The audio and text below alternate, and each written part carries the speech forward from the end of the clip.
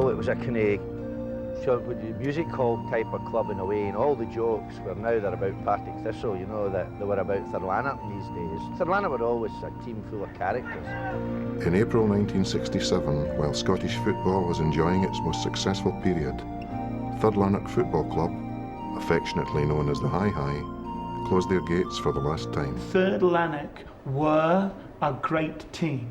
They weren't, you know, as successful as the Rangers and Celtics, but they had their chances of winning Scottish Cups and championships.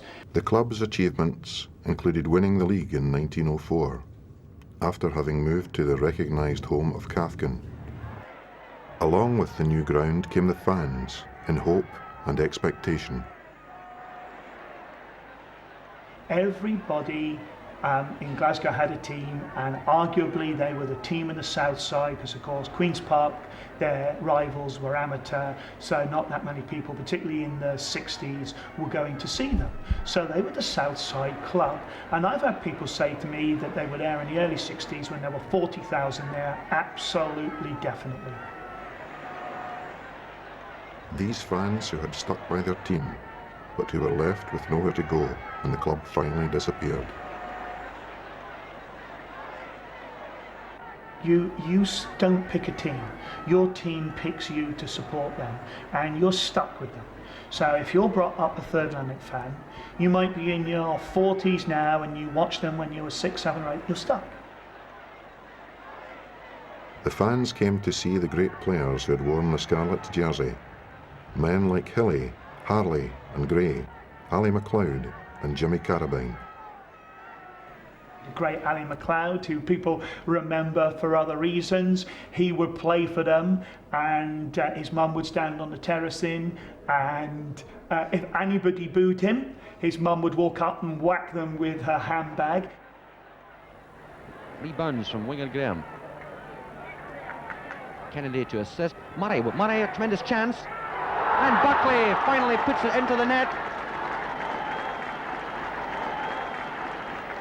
Thurlanark is unique because a man actively took years to destroy them, forged invoices so he could pocket the money, claimed that people had done work for Thurlanark when they'd never met the guy or been to Thurlanark. They are unique, as far as I'm concerned, in the fact that they were destroyed. The club was killed in '67, they were murdered as far as I'm concerned. He died 18 months later, which means he escaped the clutches of the law. That's why he's not as famous as he should be. Nobody could help to save the club as long as he was the major shareholder. Nobody could, he wouldn't sell the shares, so there's nothing you could do to rescue it.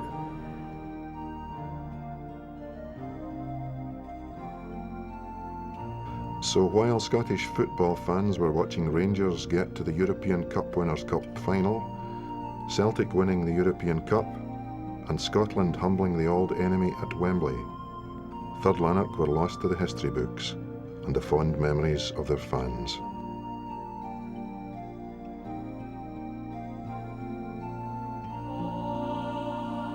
There's a folklore about them. No matter where you go, probably you're going to, somebody always supports Thurlanark, or their relative went to Cathkin or whatever.